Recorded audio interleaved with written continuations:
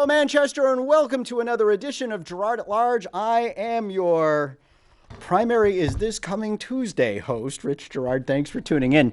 As you know, you can find us online at girardatlarge.com, and you can find us on Facebook, but no longer Twitter, also at Girard at Large, where we encourage you to like us and to follow us just because we want to be loved. Actually, where I really want you to go is girardformayor.com, because that's where all the real action is happening.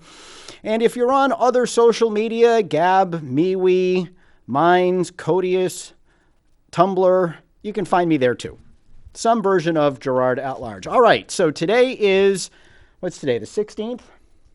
So that means the primary is 5 days away, and actually it's just after 7 o'clock. So if we were 5 days from now, the polls would be closed and we would be anxiously awaiting the results of the coming election. As you know, the top two candidates in the mayoral primary will be going on to the general election. The top four school board at large candidates, the top four aldermen at large candidates will be moving on. And with primaries, citywide primaries for all three of those races, plus not many at the local level. There are primaries in Ward 4, Ward 8. What am I missing? Is there a primary in Ward 12? There is a primary in Ward 12, primary in Ward 2. So there are some primaries that are going to drive turnout up. And hopefully, the right people will win. Now, who's the right people? Hey, listen, as we get started with the show tonight, I want to pay my respects to the family of Beverly Spiro. Anybody who's been through Central in the last several decades will no doubt remember the name Mrs. Spiro. She basically ran the place. She also owns the property, or owned the property, which the Goldenrod is housed. So Bev Spiro passed away this week, and I didn't know Bev well, but I knew her well enough to know who she is, or who she was. And she is, like many in Manchester, someone who quietly went about doing the excellent work that she did for her community, at her job, for the students, for the staff over at Central High School. And Bev Spiro's loss is one that is going to be keenly felt by many. We also want to send out our condolences to the family and friends of the Willett family, who hail from the Queen City but have been in the town of Bow these many past years. Such a tragedy for that family. If you don't know, there was an accident on the highway. I believe it was in Bow. Father severely injured, but his two sons were killed in the accident, one a high schooler, the other an elementary school boy. And so that family is suffering right now an unimaginable tragedy. And we want everybody to know that both families are in our thoughts and prayers, especially those suffering at the hands of an untimely accident that took two young lives and seriously injured the father. I guess the details haven't been released on the accident, but he hit a tractor trailer in the breakdown lane, and so hopefully there will be some information that comes to light about what happened. They say his car drifted into the breakdown lane. Hopefully he didn't fall asleep or something at the wheel. Whatever the case, it's a terrible thing. So we get started on those notes as we pay respects, and I have such a full plate tonight, I'm not even sure where to go. So I do want to start with saying thank you. Thank you to members of this audience. Thank you to the many people who've donated to and volunteered for my campaign. And thank you to the many people who have taken the time out of their day, out of their evening, out of their afternoons to talk to me as I've knocked on their doors across the city. You'll be seeing more of me between now and the election. Manchester is a small city, but it's a darn big one when you have to go campaign because expectations of people are so high, right? They expect to see their candidates on their doorstep. And I personally have gotten to hundreds, if not probably a couple thousand myself now. And my team has gotten to that many more. So it's been enlightening. And I'll tell you, one of the things that I have seen in no uncertain terms, or heard, I should say, is people's sheer exasperation over the homeless issue. Now, I've been at this for a while, okay? I started in elections in this city back in 1991. So if we did a little math, that means I'm in my 15th city election cycle here, where I have been a direct participant in some way, shape, manner, or form as a candidate. Let me see. So this would be the 97, 01, 12, 15, 17. So this will be my 6th time on the ballot. I love it when people call me a career politician. I've been on the ballot 6 times in 30 years. Those same people, by the way, used to sing my praises, support my campaigns, and say I was one of the good guys, but I digress.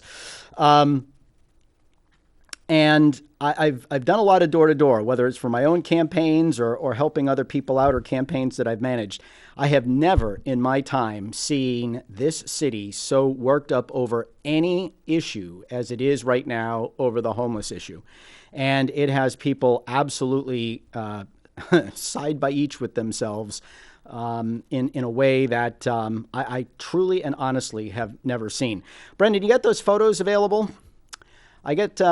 I'll tell you in just a second. I got a phone call from a downtown business owner today, and apparently there's been an ongoing problem at their building, which is literally across the alleyway from City Hall Annex. You want to put up that picture of the alleyway? Can you put up the picture of the alleyway? There you go. So you can see there's the telephone booth from London. To your right is City Hall Annex, and to your left is the building in question. And you can see on the left there, right, there are some nice bushes on the left-hand side of the granite posts, and it's a private park. And that white post you see in the middle, a little way down the walkway, it says, "Police take notice, private park." All right? So let's go inside the private park. Remember, this is right across the alleyway from City Hall Annex, which means it is right next to City Hall. Apparently, Mayor Craig, so what do we see there? Oh, that's not, yeah, that's a can of natural light ice. I have other pictures of that. Towards the left-hand side, you see a little orange dot there. Yeah, that's a syringe. Next photo. And there's a close-up of another syringe. Next photo. Oh, yes. That is, oh, that's right. In the upper right-hand corner, that is an alcoholic beverage container. Next photo. Yes. So there you see off to the left in the middle, you see a syringe. And on the right, you see markers. Now, you might be asking yourself why there are markers. My guess is that when they're done shooting up, they try to wake themselves up by sniffing the markers. There's another one. There's another syringe. And by the way, under those bags and to the left, let's just say that what's there is flushable and not altogether nice smelling. Next photo, please. So what they're doing is they're hiding down in these wells, right? There are windows. This is a space. So on the right, you have a retaining wall. The garden is on the other side of the retaining wall. To the left is actually the building. And what these homeless people are doing is they're using that space between the building and the wall as their shelter. And you can see all of the trash that's being left behind. Next picture. Okay. There's a close-up. You can use your imagination about what the dark stuff is. Next.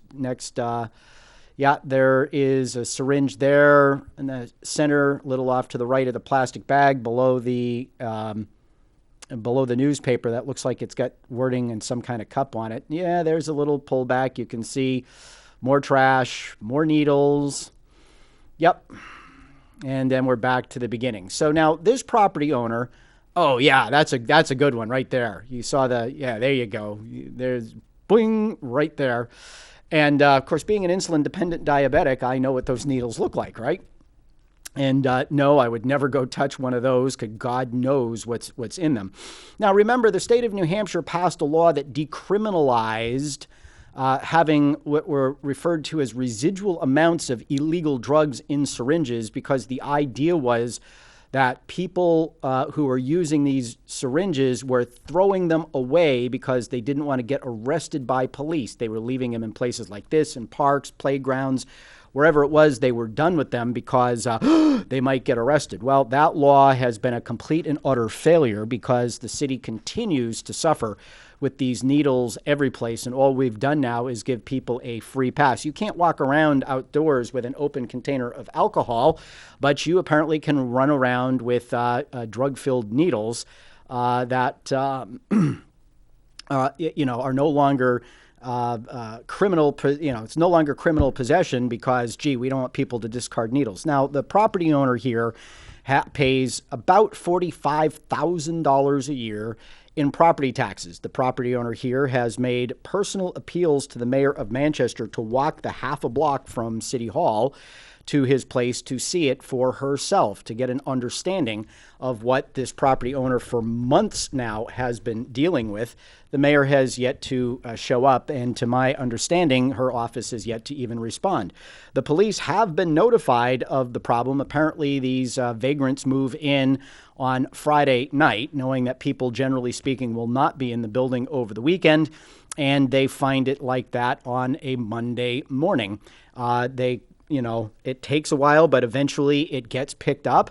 They have to call the city at least once or twice a week in order for this to take place. And the city comes, every 3 or 4 weeks, according to the people that I spoke to.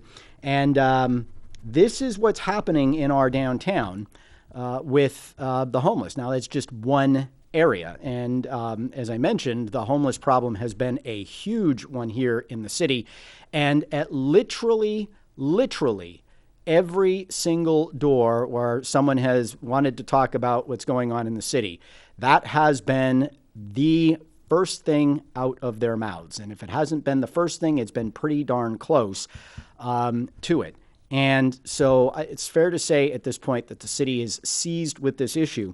And of course, people ask me what I would do about it, and I have yet to have anybody throw me off their front door stoop or off their porch. In fact, most people say, thank you, it's about time. So if you want to learn exactly how I deal with it, I would ask you to go to girardformayor.com onto the issues page. It's called Getting a Handle on Homeless Vagrancy. And I consider it a tough love approach. I understand who's on the streets. I think I've shared with you, I have a brother-in-law who's been on the streets of Boston for about 20 years. He suffers from mental health issues. He is an alcoholic. He uses illegal drugs. And he will get away with everything that he can until he is made to sort of do what needs to be done. When he's given an ultimatum, he generally conforms. When he goes to jail, he ends up taking his medication. He ends up doing his AA meetings. He ends up, taking his drug recovery treatments and all of that other fun stuff. Unfortunately, when he leaves jail, there's no place for him to go to continue with the recovery, which generally speaking, he's not interested in anyway. And so that's an area that we need to look at, is what to do with people who come out clean and go right back to the streets to do what they did. But the fact is the people on our streets doing this are not in need of affordable housing. In fact, like my brother-in-law, these folks wouldn't take free housing. He's been thrown out of just about every free hotel room he's been given. He had a sweet gig at the YMCA in Boston for $25 a month. He blew that. He's been thrown out of everything.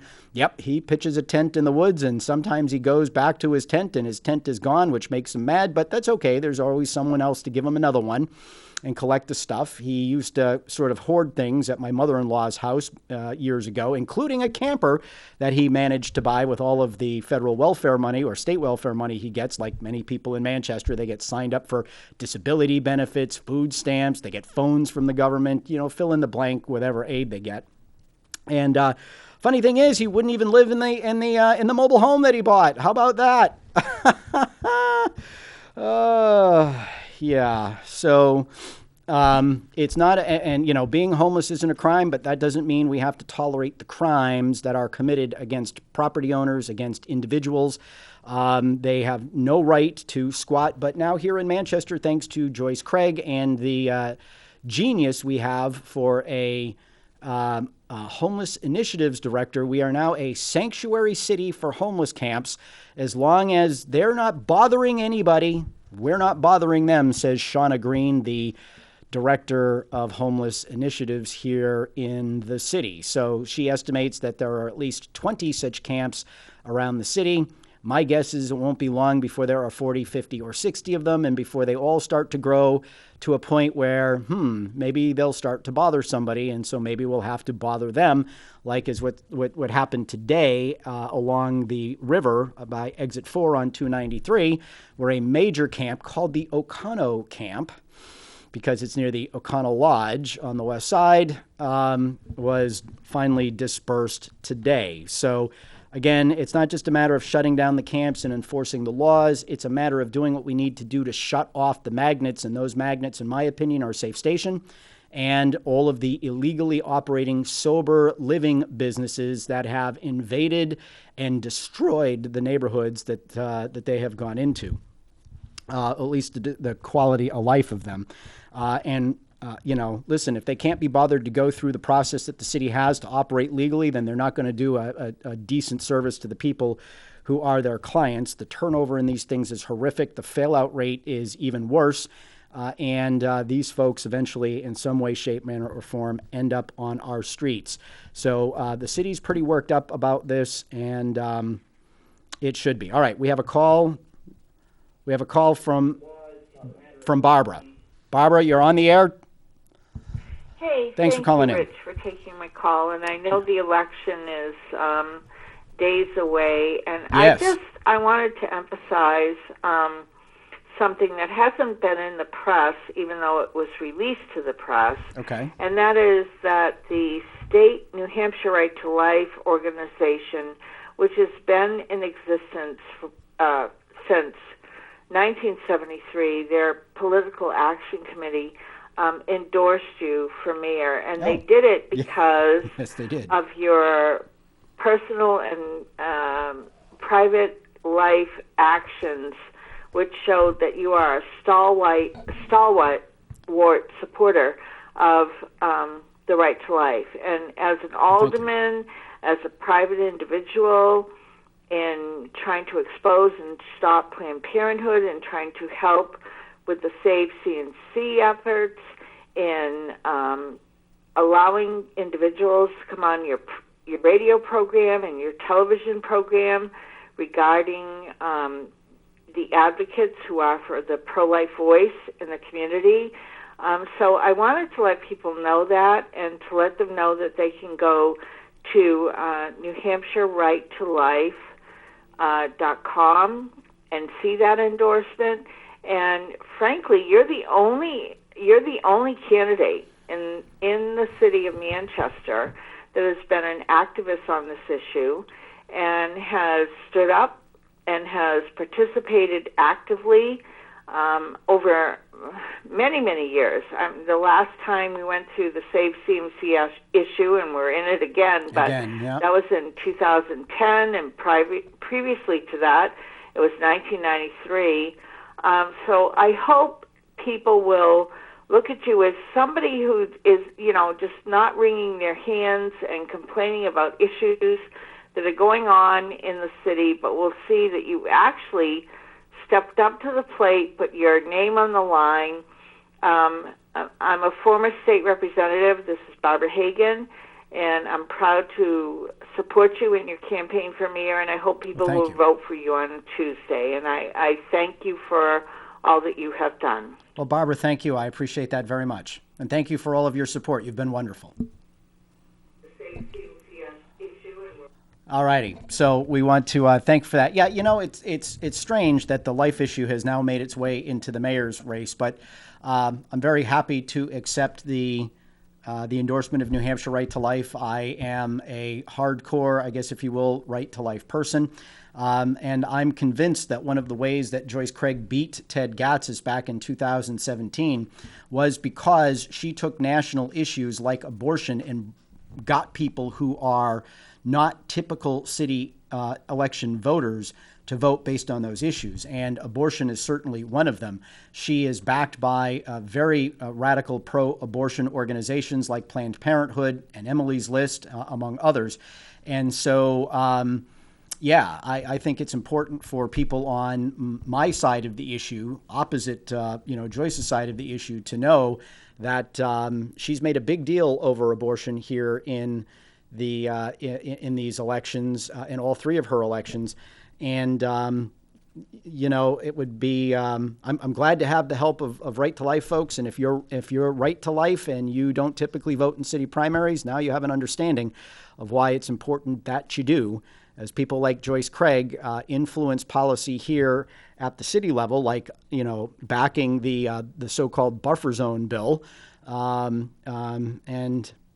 They ultimately go on to run for offices where abortion is more directly an issue. So we stop her here.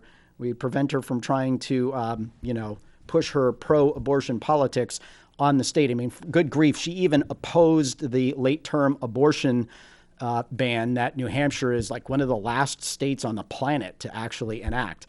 All right, we have Jack on the line. Jack, thanks for calling in. Jack, you're on the air. Please turn the volume off on your TV. Okay. All right, we have Jack on the line. Jack, thanks for calling in. Yeah, Rich, I second what Bart... Yeah, you had to turn your volume down. Yeah, okay, hold on. Oh, boy. I got to find the mute button. Now you can see how long the delay is. Okay, Rich. Okay, wait a minute. I'm back. Okay, good. Can you hear me? Yeah. Okay. Well, I second what Barbara said, and also, okay, good. God. All right, Jack, I'm going to have you call back when you find your television remote control. But thank you for the call, and do call back once you silence your TV. Okay, so moving along. Along the lines of what people are upset about, parents came to the Manchester School Board on September 13th and absolutely crushed the board. And unfortunately, it looks like the board didn't pay much attention to what they had to say. Several parents spoke up on the idea that masks should be made optional for their children and for the staff. They presented very good information as to why they should not be required to wrap their kids' faces in masks. And we've got Jack back, so we'll go back to Jack. Jack, you're back on the air. Thanks for calling in. You there, Jack? Yeah, okay. Okay. Yeah, I wanted to say I second what Barbara said about you on the pro-life issue. Well, thank you. And particularly what you said about the buffer zone. And hey, Planned Parenthood actually had a sign hanging at the abortion clinic in Manchester, telling people if they felt infringed on or something because of the protesters that pray on the sidewalk, that they should contact Mayor Joyce Craig and let her know about it. Yeah, and I believe when the police were asked about it, they said there haven't been any incidents with the so-called protesters or the pro-life witnesses. Yes. So, but I want to ask you about somebody because I know somebody who used to listen to your radio program said that you came on the air one day and said, I don't see why I should compromise about anything.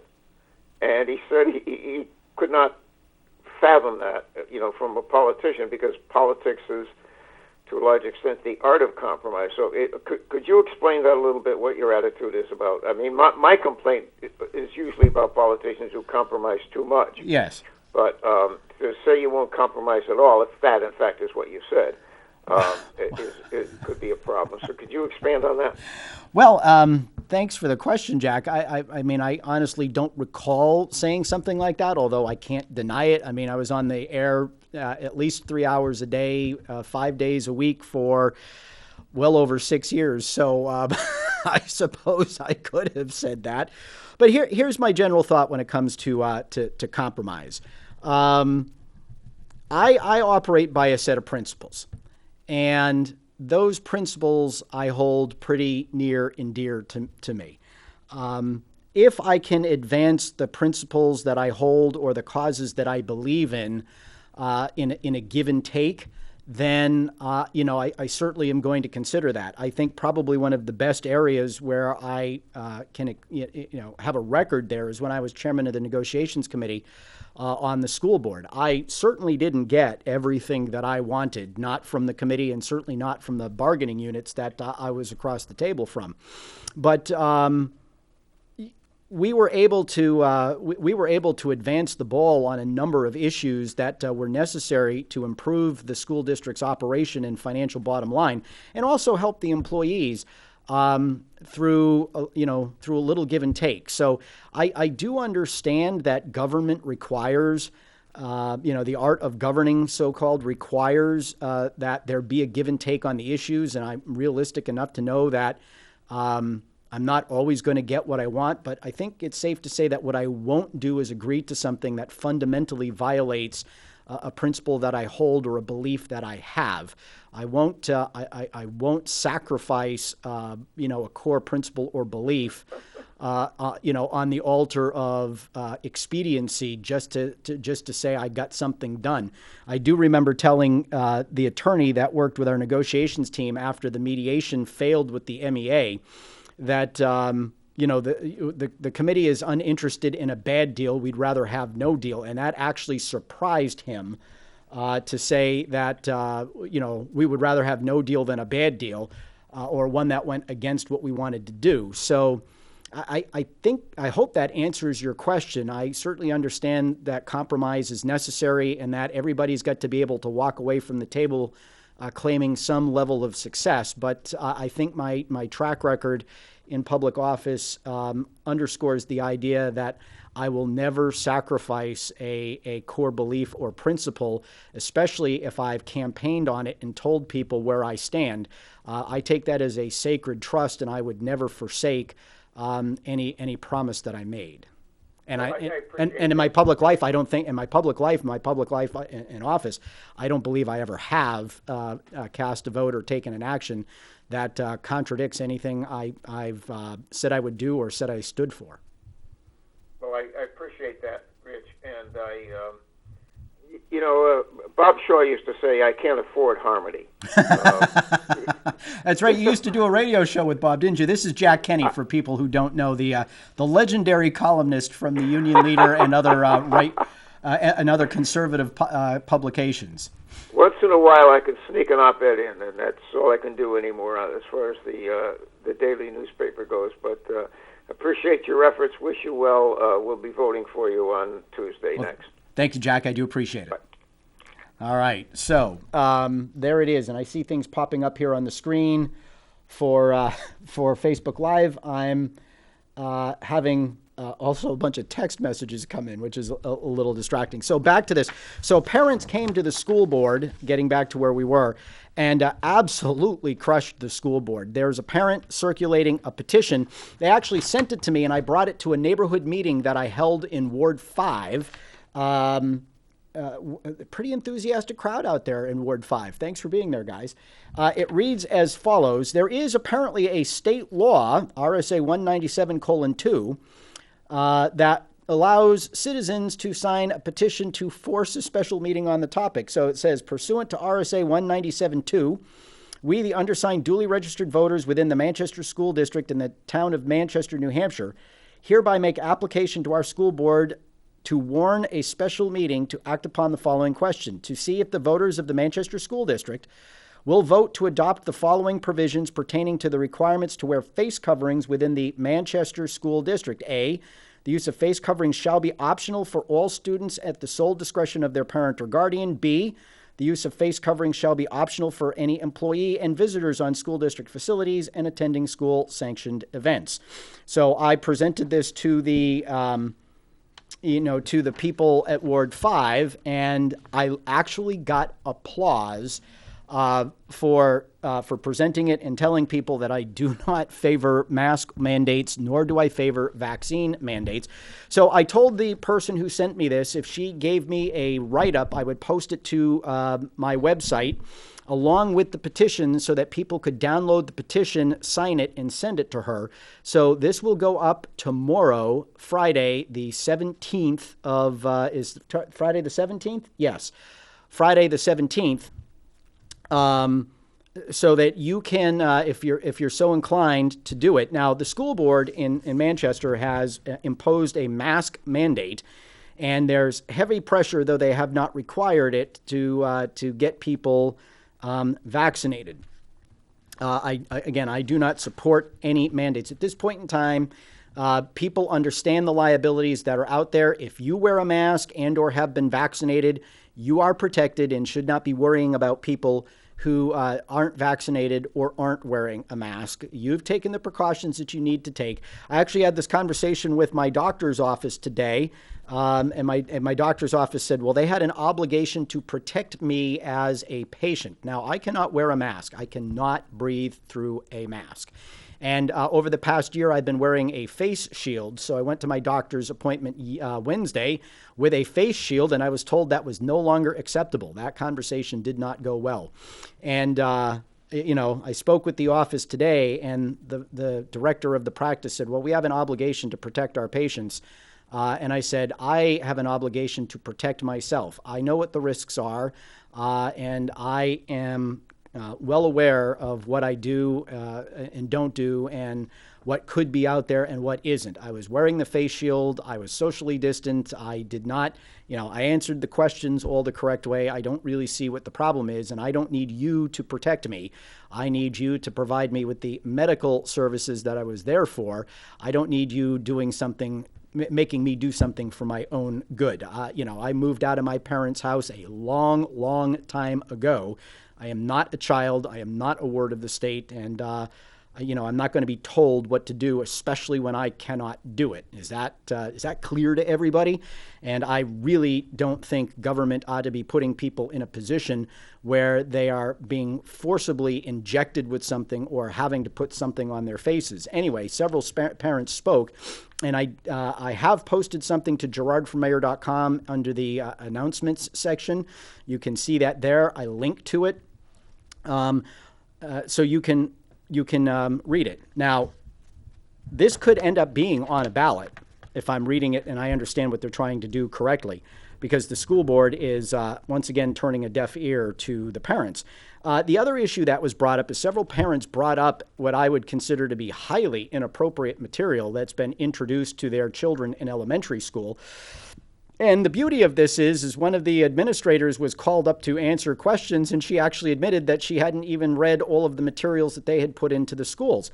Even more laughable was Jim O'Connell, seeing the fury of the parents saying, well, we ought to refer this to the Teaching and Learning Committee for an investigation. I'd be willing to bet the left-hand side of a very important part of my anatomy that if I went back through the Teaching and Learning Committee minutes and agendas, that I would find that this garbage in the classroom has already gone through that committee and was approved by the board. At least if they followed the process, that's what it would have. What would have happened. But the parents were irate. There was a book called "When I Used to Be Puerto Rican." One of the speakers, whose wife was Puerto Rican, said that to me is like saying when I used to have cancer. And then there was a book about the civil rights movement that used the term Negro that parents thought was, and I guess there was the N-word in a book where a father had to explain it to his 9-year-old daughter. He was not happy. And so the parents were just outraged about the material that was being used in the schools. One of the people who was outraged was a woman wearing a Black Lives Matter T-shirt who thought it was highly inappropriate, the materials that they were putting into the classroom. And the upshot of the parents was, you are teaching hate. You are teaching based on race, and this is not appropriate.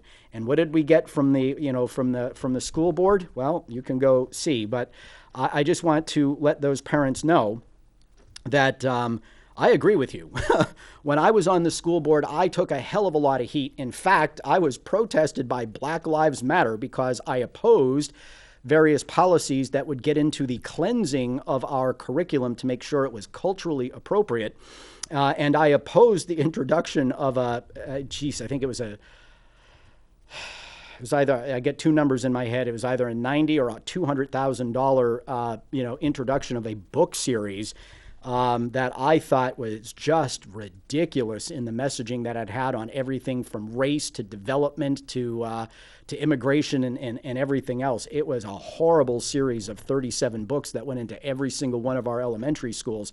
And I will never, ever, ever agree that kind of stuff is appropriate. I also want to tip my hat to rival Victoria Sullivan. She spoke, and I thought very well at that meeting, not planning to speak, she said. And I think the points that she made about the board listening to parents were exactly spot on, and I'm glad she brought up the legislation that she sponsored as a legislator, giving parents the right to opt out of objectionable material, although I think the bill that she passed was objectionable material regarding human sexuality, not to general content, but I'm not 100% sure about that. But I thought she spoke well, and I agree with what she had to say. So, this is why you have an elected school board, folks. They are supposed to be responsive to the constituents who put them in office and entrust them with the oversight of the government-run school system that is there to educate their kids.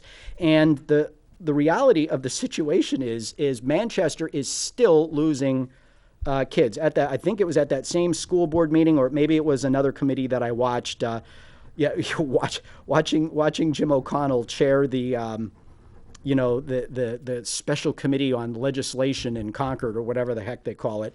It's like meandering river. The ongoing falsehoods that come out of his mouth and Leslie Want's mouth and even the superintendent's are just mind-numbing. They're sitting there talking about how we can't teach American history because of what was in the budget. No, you can teach American history. You just can't teach that one race is superior to another, or that one race is inherently inferior, or that the state or the country are intrinsically and systemically racist, or if you're straight you're better than it doesn't allow you to teach that stuff. Of course it allows you to teach history, but I digress. But I think it might have been at that meeting, because they were talking about education freedom accounts, which a parent brought up after parents were teeing off on the school board. But Dr. Goldhart says that there are more kids homeschooling this year than last year, which is kind of significant because there was a big jump in homeschooling last year after the school board decided they weren't going to allow school to open. Remember that fiasco? So the number of students that are eligible to, and a lot of this stuff, as I'm seeing here posted on Facebook Live. April 20, okay.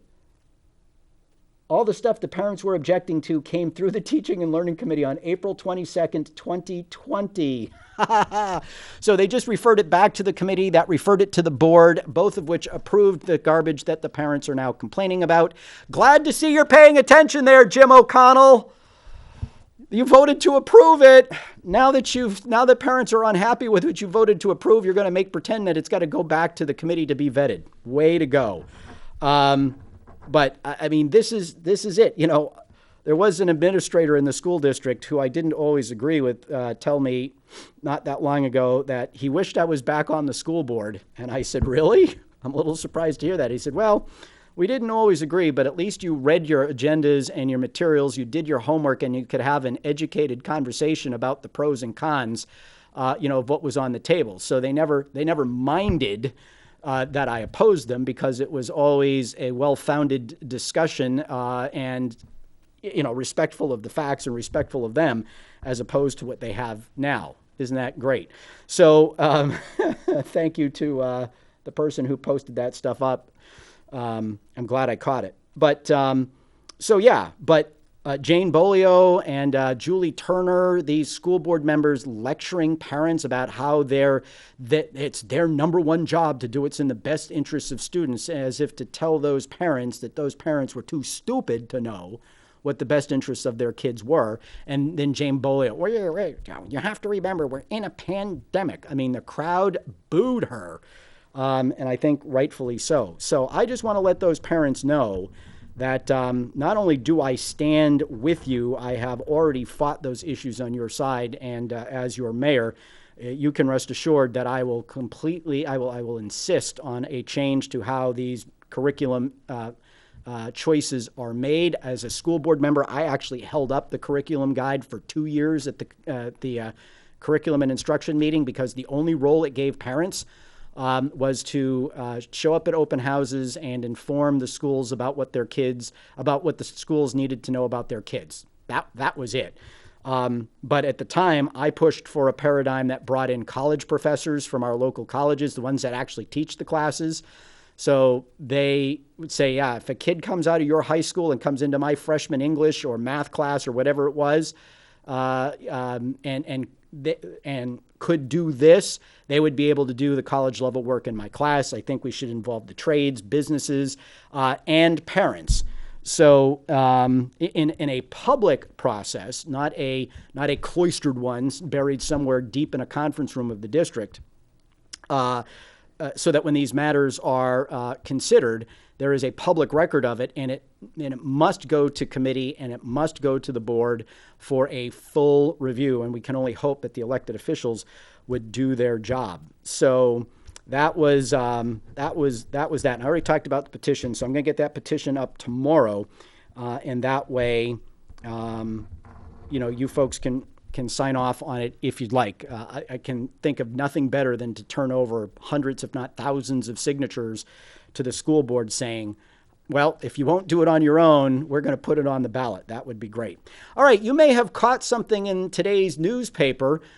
Interestingly, what was written in the newspaper was different than what was published online. Yeah, for some reason, the story in the Union Leader today left out my comments that I was asked by the reporter to provide. A couple days ago, the Manchester Police Department and the U.S. Attorney's Office for New Hampshire issued what I considered to be an over-the-top, and I mean over-the-top, media advisory announcing they were going to have a press conference. The way they wrote it, you would have thought that they captured Al Capone and indicted him. Okay, they were interesting. Not only was it over the top, hype about the arrest of a gang member in the city of Manchester, but there were literally 2 pages full of email addresses that went to every media outlet, it looked like, in all of northern New England.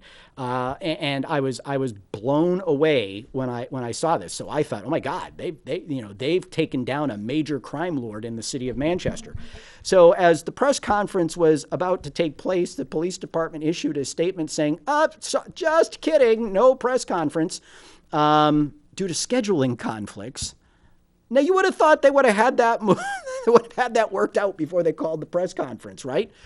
But due to scheduling conflicts, the press conference was canceled, and they issued a statement instead.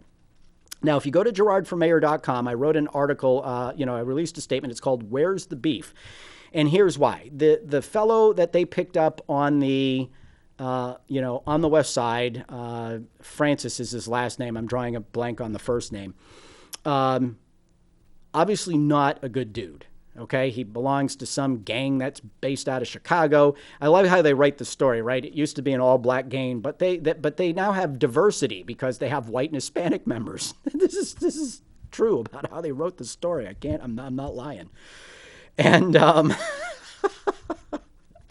anyway, they made a big deal of the fact that he had 4 handguns. They even went into the detail of the number of bullets each clip in his gun could hold. And I'm thinking to myself, my God, I might be a felon or a potential felon because my handguns hold just about the same number of bullets. Anyway, and he had meth, fentanyl, and crack cocaine. All totaled, I think it was about 2 pounds of these drugs. So I'm kind of waiting for the punchline, so to speak. And while I'm glad this guy's off the street, it doesn't seem to me that this arrest fundamentally changes anything about the crime situation here in the city of Manchester. And of course, they were going to make a big deal at the press conference about the wonderful collaboration they have going on with federal, state, and local authorities in law enforcement and elsewhere. And when I was asked for comment afterwards, now they actually gave me the opportunity to comment on, on the media advisory.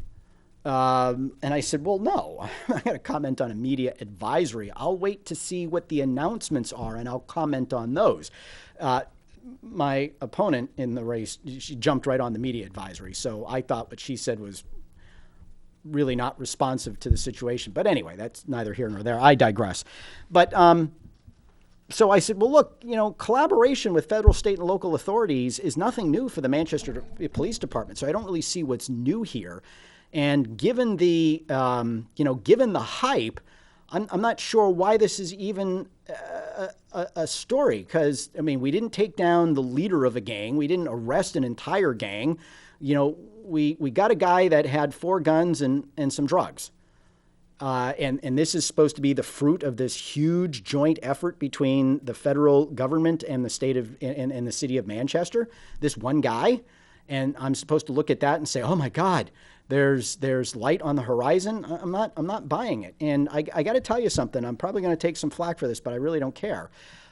This seems to me to be another in a series of PR stunts that the police department has been engaged in order to make Mayor Joyce Craig look good. Why else does the police chief organize a ride-along with the mayor and a union leader reporter so they can do this wonderful story about how Joyce Craig's plan to spend federal dollars in stupid ways is is really having an impact on the streets. So they can interview random citizens and say, yeah, it's great to see foot patrols again. Why is the police department putting out statements, talking about their new LGBTQ liaison? I'm sorry, I didn't realize that there was such a problem with crime against the LGBTQ community that it needed a special liaison in the police department. You go to the police department website, it's figured prominently on the webpage. Why are we doing press conferences with the mayor to highlight our new initiative, signing on to the 30-30 pledge, where the city of Manchester is pledging that 30% of its police officers will be women by the year 2030. Why are we bragging about the fact that we have added 32 hours of training to our police department's training regime just to promote cultural awareness and intrinsic bias? Which, by the way, says you need to be aware of cultures so you know what is criminal and isn't criminal, and you need to be aware of the fact that you are inherently racist, and policing is systemically racist. None of this, in my opinion, has anything to do with fighting crime. So we've had this ongoing, parade of political PR talking points of the woke left about policing here in our city while it's on fire. And before people say, well, crime is down for the 5th year in a row. Actually, crime is not down for the 5th year in a row.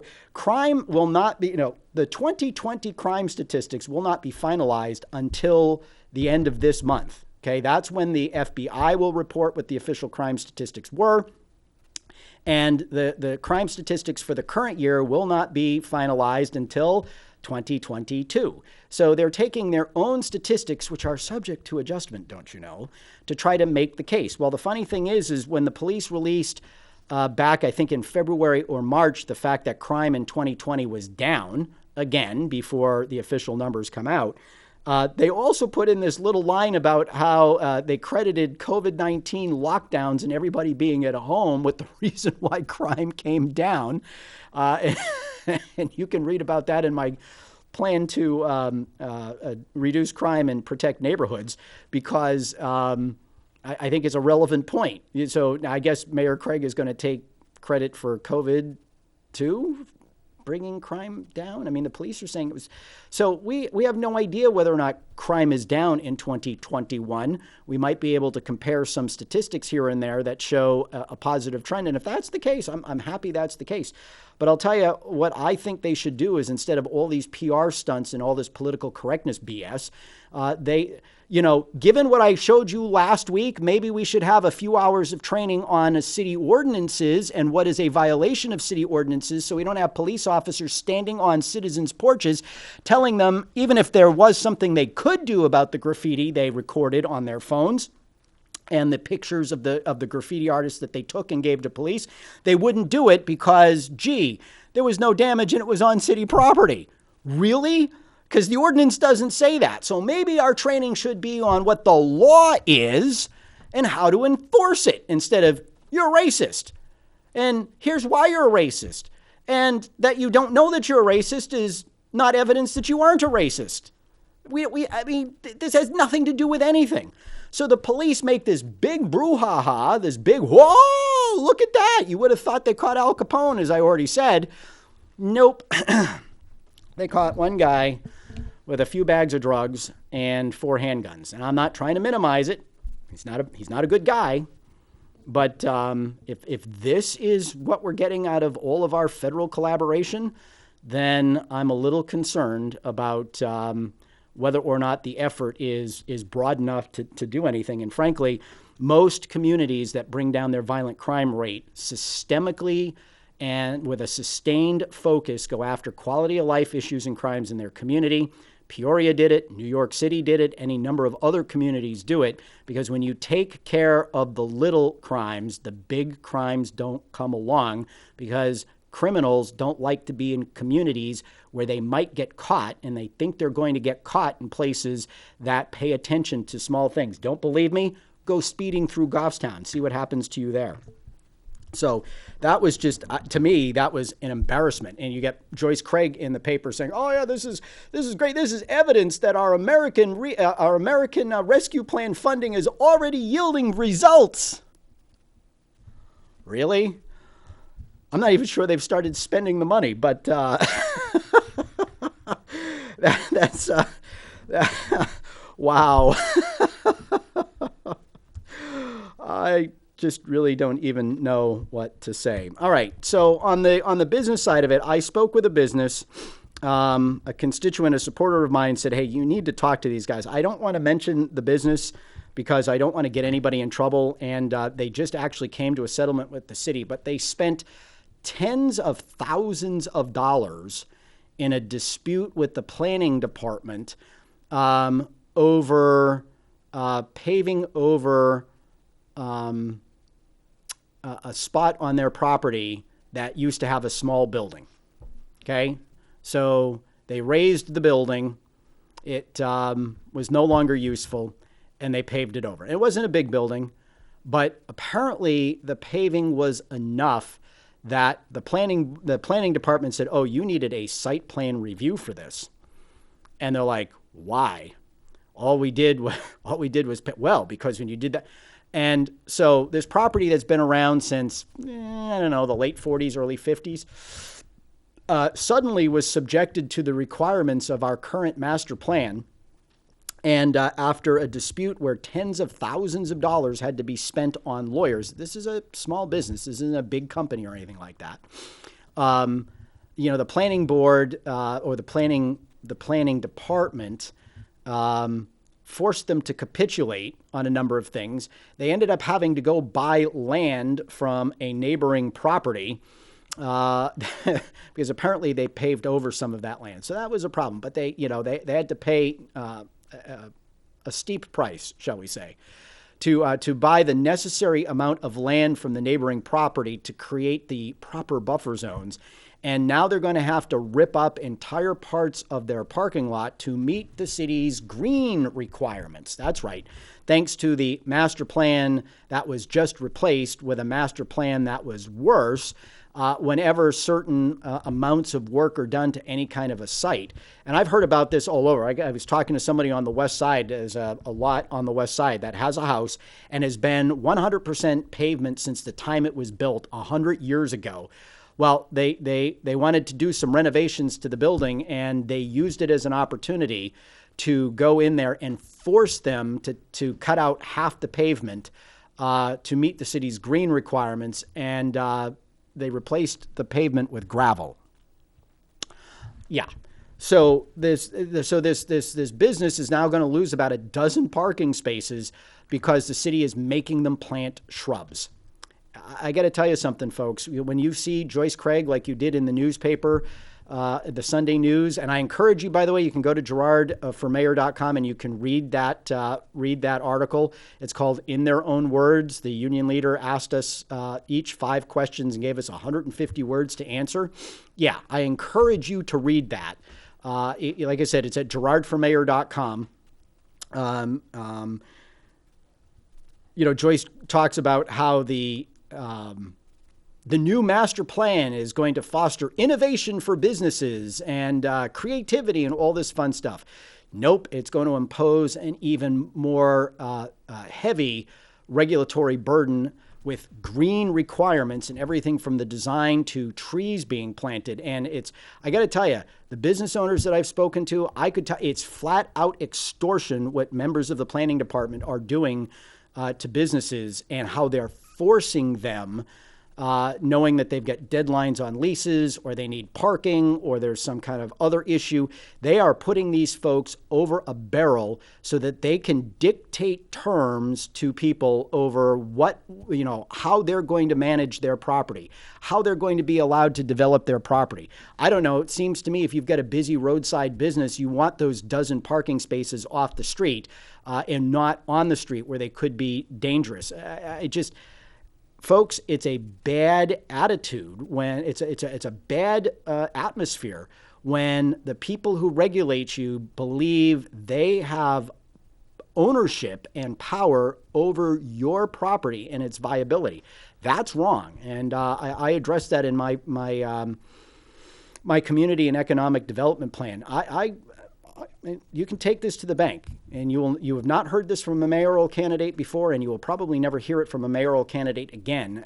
As mayor, I will sit on the planning board, which the mayor can do as an ex officio member. So, it's funny. Joyce Craig thinks the mayor should be taken off of the school board.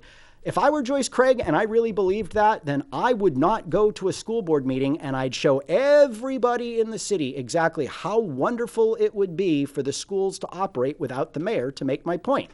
But she's trying to have her cake and eat it too.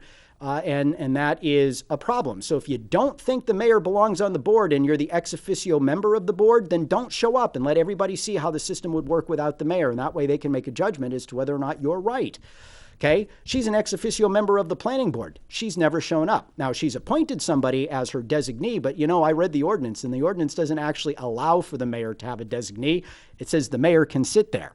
I will sit on the planning board, and I will make sure that the regulators know that the mayor is expecting a cooperative attitude with our property owners and businesses, not a coercive or a combative one.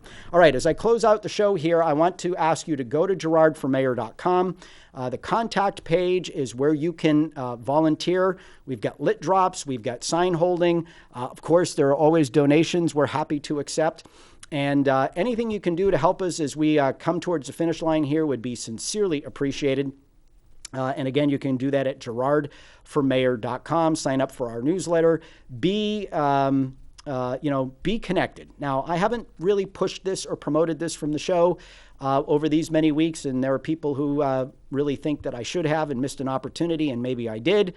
But GirardForMayor.com is where you can go. I'll let you know 5 days before the election. And we'll see you next week. Until next week, be good, be well. Don't do anything we wouldn't do. We're proud to have in the audience. Thanks for being there.